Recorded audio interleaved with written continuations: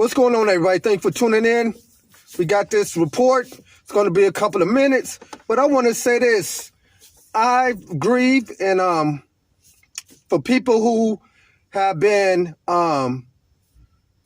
guns taken away from them in the city. It's coming out like Detroit police are actually picking on people with CPLs just to take their guns. Man, listen. Detroit is a dangerous city. Right now, there's gun violence as I'm talking to you right now, okay? When you take your course, those who actually went and took their course, the instructor tells you how you're supposed to carry your guns. Now, the state of Michigan, which I love the state of Michigan, is an open carry state, which means if the gun is registered to me, and I don't have my license, I can still open carry as long as it's showing. I cannot get in my vehicle with that gun loaded and on me. That's when it's become concealed. The gun had to be put in the back, bullets out of it, so it had to be broke down in order to not be arrested. Now, like I said, I understand, like in this report, some of you people say, well, man, I have not got my CPL from Wayne County. During the pandemic, Wayne County was slow as hell.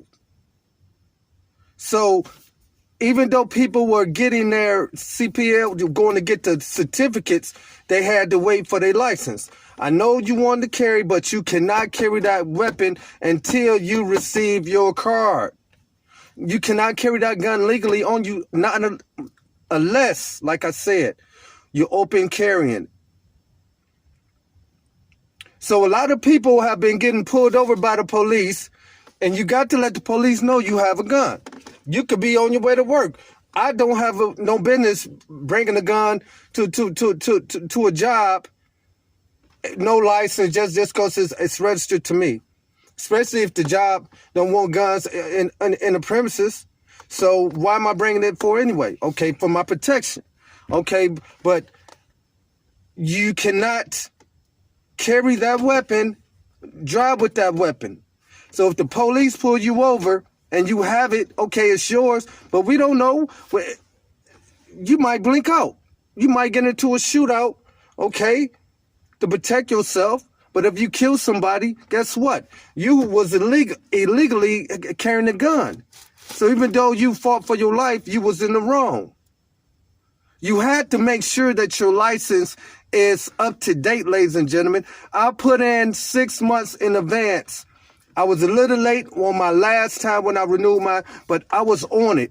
You got to be. People say, well, I got 5 years, 4 years. I don't have to do nothing yet. You forget about it, and it will cost you in the end. If you love carrying, if you really want to be a protector, then you must stay on your game.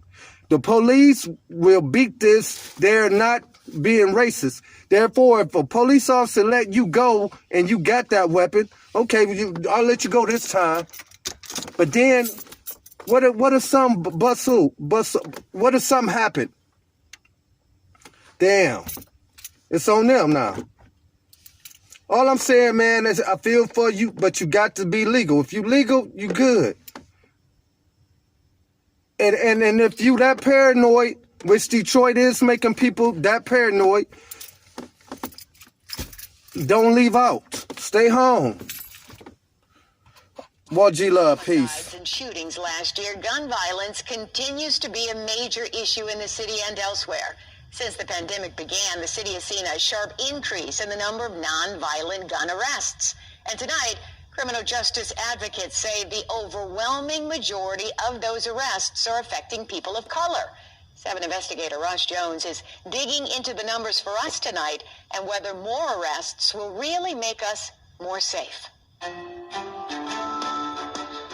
Yes, get your guns off the street, yes, but stop with this nonsense of the ends justifying the means. Attorney Gabi Silver doesn't own a gun. In fact, she hates them.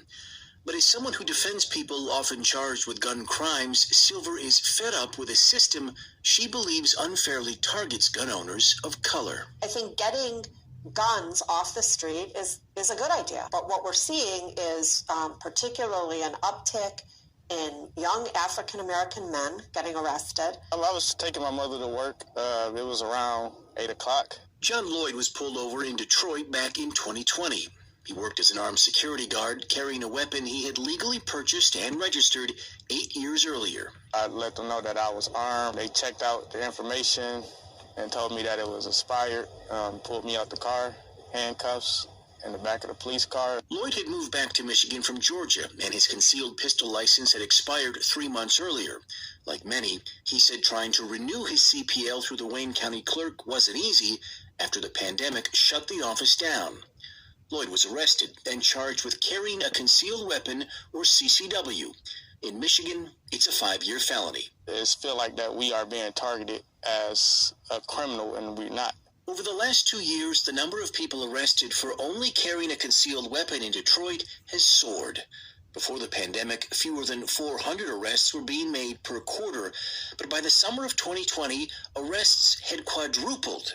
As of November, more than 1,000 CCW cases were pending in the Wayne County Circuit Court. Why are you going to take somebody who is really trying to follow the law, who is otherwise a law-abiding citizen, and criminalize that behavior for a mistake? Criminal defense attorneys say cases like John Lloyd's are common.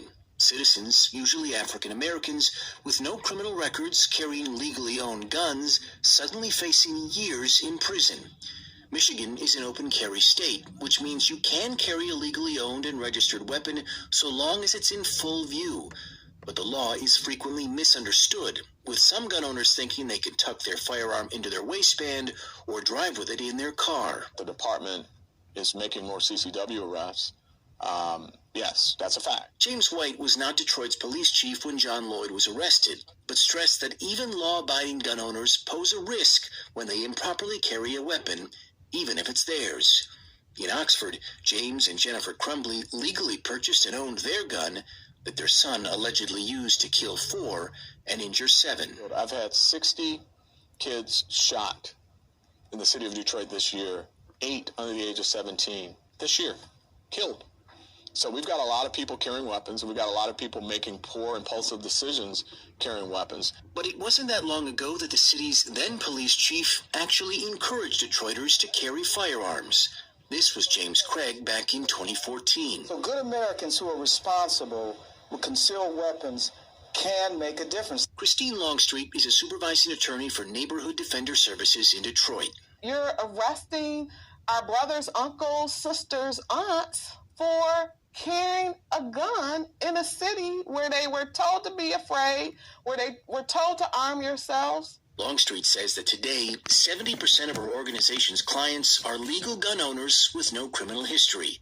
And while the number of black clients they represent has soared by more than 300% since the pandemic, non-black clients has actually fallen. It's clearly a problem, and I don't want to leave anyone with the impression that it's not a problem. Wayne County Prosecutor Kim Worthy says any racial disparity in charges concerns her and said she was not aware of these numbers until we shared them with her. She said that under former Chief James Craig, DPD was making arrests it shouldn't have. Their mandate was, let's go out and get as many CCW arrests as we can. In fact, let's even ask all Detroiters to arm themselves. We tried to advise against some of the arrests that were made.